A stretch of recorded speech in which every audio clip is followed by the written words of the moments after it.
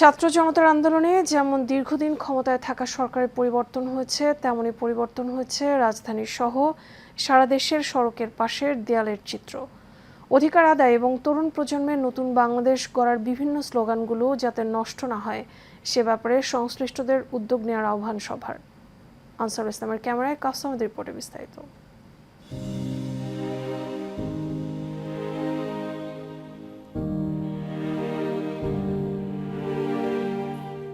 এগুলো রাজধানীর বিভিন্ন স্থানে সড়কের পাশের দেয়ালগুলোর চিত্র, যেখানে রং তুলির আঁচড়ে ফুটে উঠেছে নতুন বাংলাদেশ গড়ার বিভিন্ন স্লোগান, বিগত সরকার সময়ের নানান রকম নির্যাতন ও গ্রাফিতি।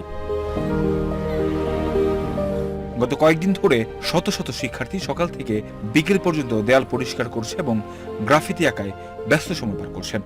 বাংলাদেশ যে দ্বিতীয়বার স্বাধীন হয়েছে, দেশটাকে সুন্দর করে সাজানোর জন্য আমি আসছি।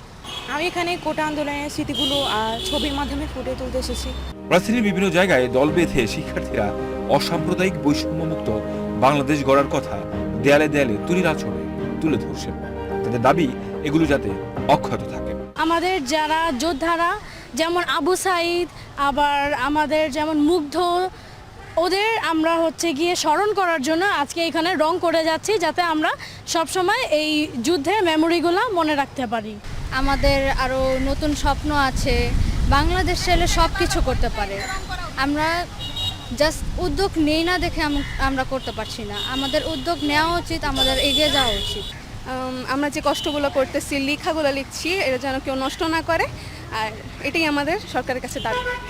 এদিকে সব শিক্ষার্থীদের অনুপ্রেরণা যোগাচ্ছেন অভিভাবক থেকে শুরু করে সব স্তরের মানুষ। ওদের যে দেশের প্রতি ওদের যে ভালোবাসা, এটাকে তুলে ধরার জন্য আমি চাই যে আমার মেয়ে মেধা দিয়ে তার জায়গাটা তৈরি করে নেয়। আমি এখানে প্রতিযোগিতা বা শর্টকাট যে কোনো পদ্ধতি আমি এটা পছন্দ করি না। নতুন স্বাধীনতা এবং নতুন বাংলাদেশকে নতুন করে সাজাতে চায় তরুণ সমাজ। কিছুদিন আগেও সারা দেশের রাস্তার পাশের দেয়ালে বিভিন্ন ধরনের চটকদার বিজ্ঞাপন এবং রাজনৈতিক ব্যক্তিদের দখলে ছিল।